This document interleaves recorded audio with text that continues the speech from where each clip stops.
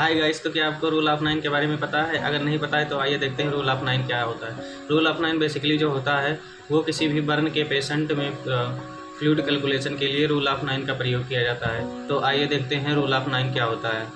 Rule of 9 burn assessment. Rule of 9 is a quick method use to calculate the total body surface area burn in adult. जो rule of 9 होता है वो होता है total body surface area को calculate करने के लिए होता है, जो कि एडल्ट में टोटल बॉडी सरफेस एरिया हम कैलकुलेट करते हैं। Body part and percentage adult.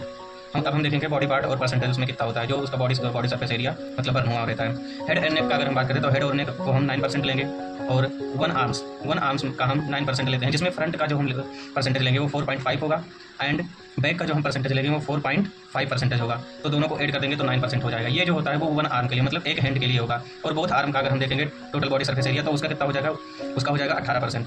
और चेस्ट प्लस एब्डोमेन का अगर हम लेंगे तो बॉडी सरफेस एरिया तो फ्रंट ट्रंक, जिसको हम फ्रंट ट्रंक भी बोलते हैं, वो हो जाएगा कितना, हमारा हो जाएगा 18% हो जाएगा। बैक ट्रंक की अगर हम बात करते हैं तो बैक ट्रंक हम कितना लेंगे, कितना परसेंट लेंगे, 18% लेंगे।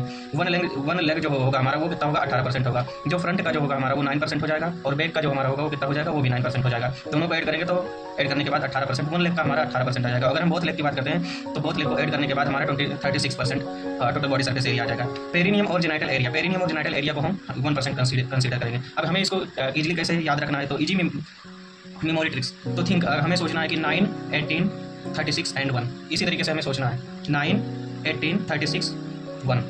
अब हम देखते हैं इसको कैसे मतलब याद रख सकते हैं। तो 9% जो हम ले रहे थे वो हमें किसके लिए लेना है, हेड एंड ईच आर्म्स के लिए हमें 9% लेना है। 18% हमें front trunk, back trunk and each legs के लिए हम कितना ले सकते हैं, मतलब लेते हैं 18% लेते हैं। 36% जो हमारा होता है वो बोथ लेग्स टुगेदर मतलब बोथ लेग्स के लिए होगा। 1% हम आप जानते हैं प्राइवेट पार्ट्स जेनाइटल एरिया के लिए हम लेते हैं। सुपर इजीली फार्मूला ट्रिक्स, मतलब इसको और इजीली कैसे हम इजी तरीके से कैसे याद रख सकते हैं। हेड के लिए हमें 9% लेना है, इसको इजी तरीके से लर्न करने के लिए इस तरीके से भी हम देख सकते हैं कि हेड हमें 9%, हैंड हमें 9%, वन आर्म्स, बॉडी फ्रंट हमें 18%, बॉडी बैक हमें 18%, लेग्स हमें लेग्स जो होगा हमें ईच 18% लेना है, प्राइवेट पार्ट्स हमें 1% लेना है। अब हम इसको कैसे इस फार्मूला को अप्लाई करेंगे पेशेंट पे।